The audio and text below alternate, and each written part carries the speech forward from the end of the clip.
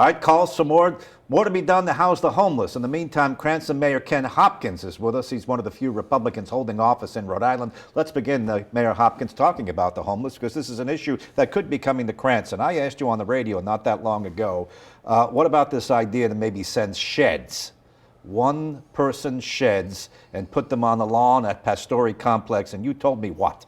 Absolutely not. I talked to the governor. I told him the same thing. They came in and had an exploratory conversation. They just wanted to see how we were going to feel.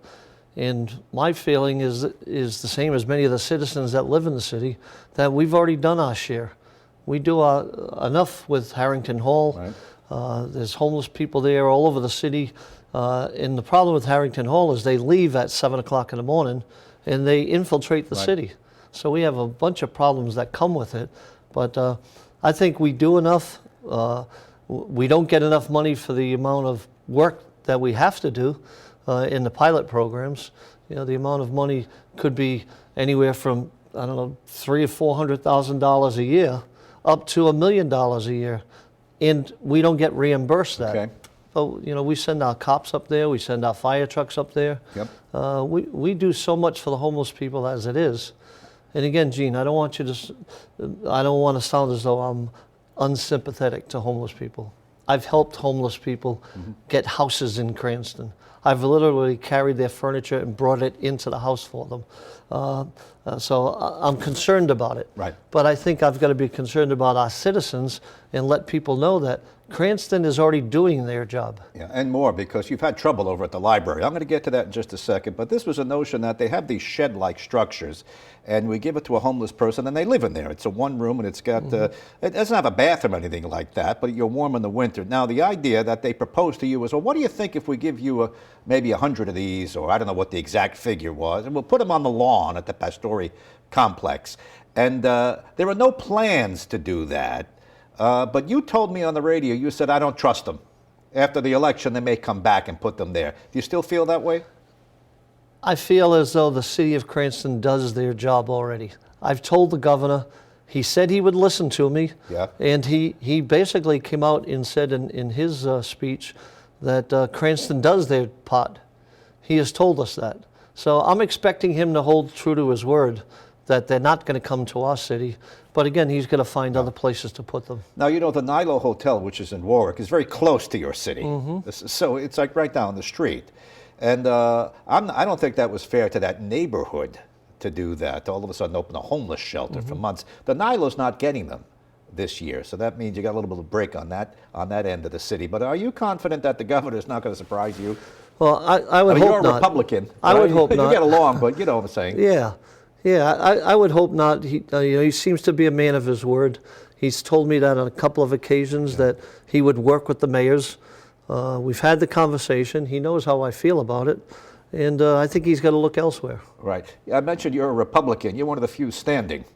The only Republican mayor in the city.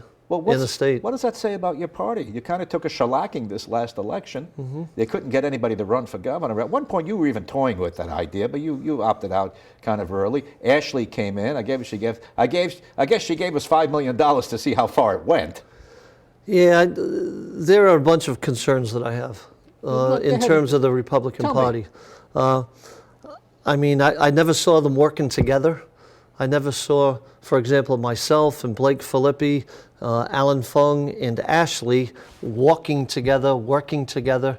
And when I looked at the Democrats and their organization, they had Langevin, they had Jack Reed, they had Dave Cicilline, they had Sheldon Whitehouse, all working together with McKee.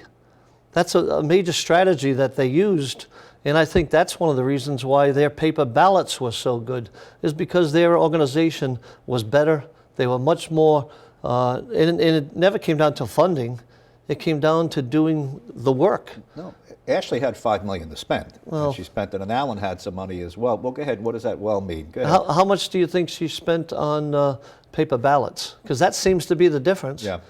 I know when I won my election, I was ahead by 5,000 votes on the day of the election. But when the next day the paper ballots came in, we only won by 3,000 votes. So 2,000 votes is an awful lot coming in on paper ballots, and I think the Republicans have to do a much better job of that. You know, Susie Yankee, a party chairperson in Rhode Island, she said Republicans like to vote day of. And I asked her, and I didn't mean it in a sarcastic way, I said, do they like losing? Because the Democrats they've got the ground game, the mail-in ballots, the early voting. I mean, you saw that interview, Sure, I I believe, did. so go ahead. Yeah, well, I think she made a mistake. I think the party makes a mistake. I'd be more for voting on Saturday than I would with mail ballots. But if that's going to be the rule, then we've got to figure it out, and figure it out very quickly. Are you committed to staying a Republican? Yes. Yeah. Even with all these problems? People ask me what I am. I think I'm a common sense moderate. Yeah. I could work with the governor. I could work with Joe Shekarchi. I could work across the aisle in Cranston. And I think that's what we should all be doing. Right. But in the nature of politics, it's us versus them. And I think we need to do a better job. We've got 2 minutes, so let's just bang through a quick lightning round. You had to raise taxes slightly because you got in there, you said the books are not where I want them to be. Did you get much pushback from people on that? None whatsoever. You said it was going to be a very small amount. Yeah. Yeah, it was about $125 to $150 per household. Right. It raised enough money for us to supplement some of the school funds that we needed to give.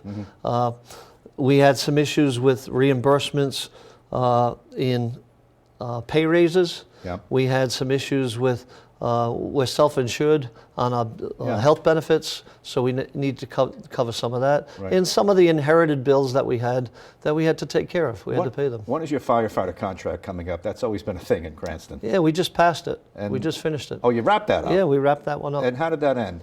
And, You know, it's always been the wrap. They're pretty generous to the Cranston firefighters. well, they were very good to us this time. They know the situation that we're in. We restructured the department, and at the same time, we lowered the benefits in terms of how much money they're going to get in the contract. You're satisfied? And I'm very satisfied with what the firemen did. All right. I've got about a minute, and I want to let you crow a little bit for 1 minute. You're getting Costco, correct?